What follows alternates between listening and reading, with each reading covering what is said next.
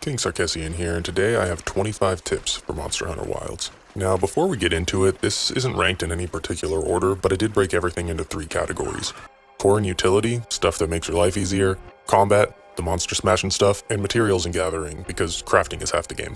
I also separated each tip into their own chapters, so if you're looking for something specific, you can skip to it. I put a lot of time into these videos, and since I'm not monetized yet, I'm not really getting anything for it, so likes and subs mean more than you think. Alright, there's a lot to cover, so let's get into it. Let's start out with our first category, core and utility. Number 1, mantles. Don't ignore them. So the game dumps a ton of stuff on you after the first few hunts, and mantles are one of the things you might not have even noticed. Mantles are these special cloaks that give buffs or effects. You can swap them out at your tent. They do things like reduce damage or make monsters ignore you. Seriously, go to your tent and check your gear, and equip the right mantle for the hunt you're doing. It makes a huge difference. Number 2, barbecue. Because you gotta eat. The game hands you a barbecue spit early on, and you're probably either ignored it or burned all your meat trying to use it. Here's the deal. The barbecue lets you cook raw meat into well-done steaks, which restores some health and stamina and increases your cap. It's a time-based minigame, and you gotta pull the meat off when the music stops or it burns, and then cut it to the beat. I'm terrible at it, but you might not be. Give it a try, and you'll get more meat for better cuts. It's not as crucial as in older games, but knowing how to use it can save you if you're low on stamina items mid-hunt. Number 3, binoculars. They're more useful than you think. Binoculars seem like one of those things the game gives you just to fill up your inventory. I mean, you're out here hunting giant monsters, not sightseeing, right? But here's the deal, Monster Hunter Wilds has a size system for all its monsters, and if you're chasing gold or silver crown achievements, binoculars can actually save you a ton of time. Instead of running into a fight blindly, zoom in from a distance with your binoculars to check the monster's size, see if it looks way bigger or smaller than normal. Does it have a gold or silver crown? Congrats, you just found a rare one. If not, move on and save yourself the trouble. Number 4, loadouts, to save yourself some time. Inventory management is the last thing you want to deal with when you're gearing up for a big fight. That's where loadouts come in. Instead of manually restocking potions, traps, bombs, ammo, or whatever else you're going to need every single time, you can set up a loadout that instantly equips everything in one click. It stashes what you don't want and restocks what you do. I recommend setting up a few different loadouts for different situations, like one for trapping monsters, one for dealing with the heat, or one for just doing straight up damage, and maybe a support build if you play with friends. But honestly, I just use a one-size-fits-all loadout for every occasion. Once you get used to them, you'll never go back to digging through your item box like a caveman. Number 5, the Monster Field Guide. Know your enemy. The Monster Field Guide is basically your in-game Wikipedia for every creature you come across. And if you're skipping it, you're making your life harder than it needs to be. This thing tells you everything you need to know. Weaknesses, attack patterns, preferred habitats, and even some cool lore if you're into that. More importantly, it tells you straight up what weapons work best against each monster. If you go in swinging with the wrong element, you're just making the fight harder on yourself. Also, pay attention to how monsters behave when they're enraged. The guide explains how to spot warning signs, so you're not standing there confused when they suddenly start hitting like a truck. Long story short, check the guide, adjust your strategy, and dominate instead of dying for no reason. Number 6, map overview and hotkeys, the buttons you probably ignored. So you probably already use the map, but I'm willing to bet you haven't explored all its features, specifically the environment overview button. This thing does a ton of work for you. It gives you a quick rundown of all the monsters in the area, their ranks, and even the rewards you can expect from hunting them. No more wandering around hoping you run into the right target. Number 7, fast traveling. It's a little weird. Most games let you fast travel freely. Monster Hunter Wilds isn't much different. You can fast travel between your camps. Unlocking every possible camp early on is huge because the more options you have, the easier it is to reposition during a hunt. Also, don't forget some quests and zones limit fast travel completely, so don't assume you can always teleport out of a bad situation. Stay aware, plan ahead. Number 8, decorations and armor skills. Build smarter, not harder. Decorations are where your real power comes into play. Think of them as your build's finishing touches, the little details that make your hunter go from decent to unstoppable. Each decoration grants a specific skill, and most armor sets come with slots for them. Here's where things get interesting though. Armor A usually comes with more built-in skills, meaning you get power right away, and Armor B has fewer baked-in skills, but way more decoration slots, letting you customize it more. If you're new, Armor A is an easy choice, but if you like fine-tuning every detail of your build, Armor B is where it's at. Either way, pay attention to the decorations you have. They can make or break your build. Number 9, saving monsters as investigations. Better farming. Monster Hunter is a game about farming, and if you're not saving investigations, you're grinding way harder than you need to. When you're out on a hunt, sometimes you'll spot a monster with crazy good rewards. Instead of just killing it and moving on, you can save it for later as an investigation.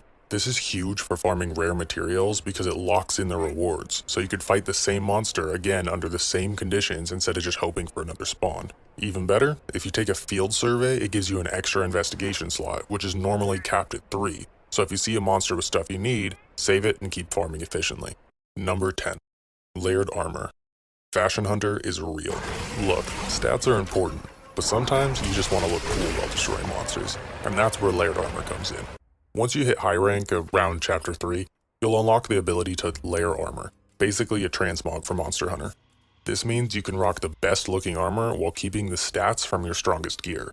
No more walking around in some ridiculous clown suit just because the numbers are good.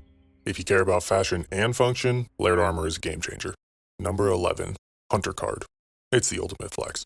The Hunter Card is basically your Monster Hunter resume, but let's be real, 99% of people will never look at it. So why does it matter? Well, if you're a completionist or just flexing your achievements, this is where you do it. It tracks your hunt count, weapon usage, and monster kills.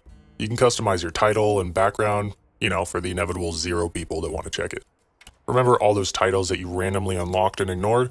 Yeah, they're for this. If you care about tracking progress or want to flex your gold crown monsters, mess around with the Hunter Card. Otherwise, it's just there to make you feel better about all the time you sunk into the game. Okay, that wraps up our core and utilities category. Now let's get into the good stuff. Combat. Number 12. Sneak attacks. Free damage, if you're patient. Most people see a monster and immediately start swinging, which, yeah, works, but if you take your time, you could land a sneak attack for massive damage before the fight even starts. Here's how it works. If you walk up behind a monster before it aggroes, you'll get a prompt for a sneak attack. This deals way more damage than your usual opener, unless you're running some sort of critical draw build or something. You can usually get 2 off a hunt, 1 before you start the fight in general, and 1 after the second time the monster runs. It's very rarely worked for me to get a sneak attack the first time it runs for some reason, but I almost always get it the second time. The game doesn't really explain sneak attacks, but it's a no risk, high damage opener, and you don't even have to crouch. Number 13. Power Clashes. One of the coolest things you'll do in this game. Power Clashes are one of those mechanics that just feel good, but they're really useful because they create strong openings too. If you block an attack with a weapon that can guard, you start building up an invisible meter. When that meter fills, you'll trigger a Power Clash, locking you and the monster into a head-to-head struggle. Keep in mind, perfect blocks fill the meter faster. If you win, the monster gets knocked back hard, giving you a huge opening. If you lose, the monster just kind of shoves you away. Each time you Power Clash, it does make it harder to trigger another one in the same fight because the meter gets bigger, so don't rely on it too much. But when it does happen, it's one of the most satisfying moments in the game. Number 14. Focus Mode. My new favorite mechanic. You ever miss a big swing because a monster moves slightly to the left? Yeah, me too. And that's why Focus Mode is going to be your new best friend. Activating Focus Mode lets you reposition your swings mid-combo. It also lets you move forward in whatever direction you're facing more than the regular combos, letting you stick to your target easier. This is especially useful for weapons like Greatsword or Charge Blade, where big swings can be moved in order to hit. It takes a little getting used to, but once you do, you'll never go back. Number 15. Wounds. Make the monster suffer. Monster Hunter Wilds introduces wounds, and if you're not taking advantage of them, you're missing out on free damage. When a monster takes enough damage in one spot, that area becomes wounded. The wound spots take extra damage, meaning if you keep hitting the same place, you'll tear through the monster way faster. You could tell when a spot's wounded by the red glow that happens in the area that you just hit. Basically, if you see the red scout flies in an area that's wounded on the monster, that's your target. And that actually leads us into our next tip. Number 16. Focus attacks. Smash through the wounds. So now you know how wounds make monsters take more damage, but focus attacks are how you take full advantage of that. Some attacks are specifically designed to target wounded spots to deal massive extra damage. Think of it like hitting a cracked wall. The right attack will break through even faster. All weapons have a focus attack, but you need to be in focus mode in order to use it. Using a focus attack on a wound will immediately break the wound and give you whatever material you get from that monster. Keep in mind, you can still break a wound with normal attacks, which I actually recommend doing for a little while to maximize your damage output. Hit it a couple times, make sure you don't break it with normal attacks, and then finish with a focus strike. Number 17. Offsetting. The ultimate counter move. Offsetting is one of those mechanics that makes you feel like an absolute pro if you can pull it off right. Right before a monster hits you, you can offset its attack with a perfectly timed counter called an offset attack. If done right, the monster gets knocked back, stunned, or staggered. There's only a few weapons that can properly offset in the game, like the Greatsword and the Switch Axe, and if you mistime it, you're getting bodied. So don't just stand there waiting for the perfect moment unless you're confident. When it's done right, it's one of the most satisfying things in the game though. Number 18. Dodging and blocking. If you can block, block. If not, dodge. Dodging and blocking might seem basic, but Monster Hunter is built around your weapon's strengths. If you have a shield, use it. If you don't, dodging's your only option. Weapons that can block, like the Greatsword, the Lance, the Charge Blade, and the Sword and Shield, are designed to take hits, so stop trying to roll around like a Dual Blades user and start using your guard properly. Weapons that can't block, like the Longsword, the Bow, and Dual Blades, force you to dodge. And if you're dodging away from attacks, you're probably doing it wrong. Instead, you need to dodge towards the attack, but slightly to the side, that keeps you close for a counterattack. And if you're playing Dual Blades specifically, you actually want to dodge into monster attacks. It causes a buff that increases your damage for the duration you have it. Basically though, if you have a shield, use your shield. If you don't, learn your weapon's strengths around how to dodge and get back into the fight. Number 19. Breakable and severable parts. Target the weak spots. Every monster in Monster Hunter Wilds has parts that can either be broken or severed, and if you're not aiming for them, you're missing out on extra materials. Breakable parts like head, wings, and legs take more damage over time and can weaken the monster's attack, or make it stagger more often. Severable parts like tails require a cutting weapon, so if you're rocking a longsword, greatsword, or dual blades, you can slice off tails for extra carves. Some rare materials only drop from severed or broken parts, so if you're farming for something specific, you need to be hitting the right spots. If you're not sure which parts can be broken or severed, you could check your monster field guide. It literally tells you exactly what's breakable and what requires a cutting weapon. Read it, adjust your attacks, farm like a pro. Alright, and that wraps up combat. Let's move on to our last category, materials and gathering. Number 20, capture net for fish. Not just for decoration. You might have completely ignored the capture net, thinking it was just for small creatures, but here's the thing, it's actually super useful for catching fish too. If you see a fish in shallow water, don't waste time fishing for them, just use the capture net, grab it and go. Some rare fish only appear in certain locations, and the capture net lets you get them faster than using the fishing rod. Fish are used for crafting, cooking, and even some special quests, so if you see one, take a second to scoop it up. It's one of those small mechanics that most players ignore, but once you start using it, you'll never fish the old way again. Keep in mind, there's some bigger fish that require you to use the fishing rod and catch them the old-fashioned way. Number 21, auto-gathering materials, letting the game work for you.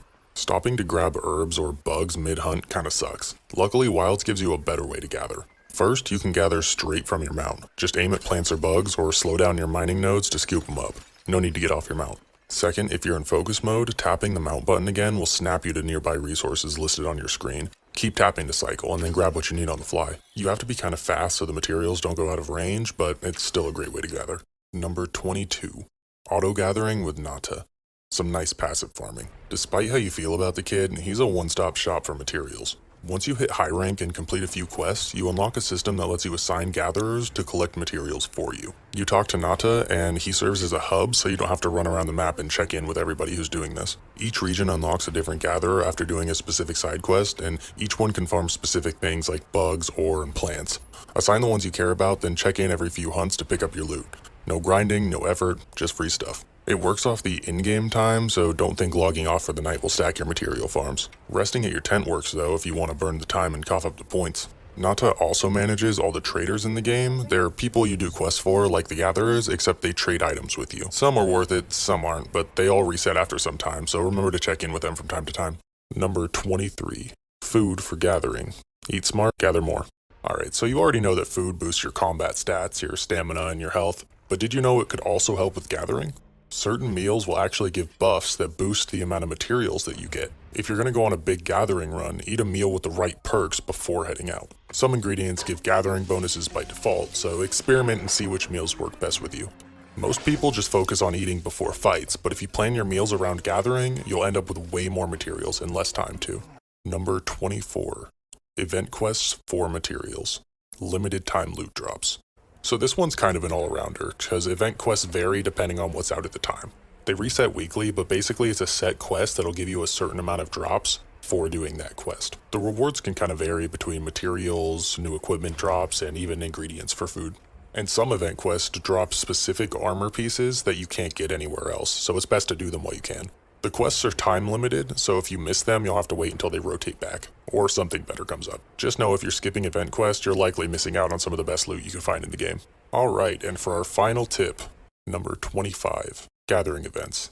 Bulking up on resources. Similar to event quests, except way more common, are gathering events, and they're designed to help you stockpile materials quickly. You'll know these are happening when you get an upsurge of a certain material, and all that means is that you could farm that material in bulk quantities for the time that it's available.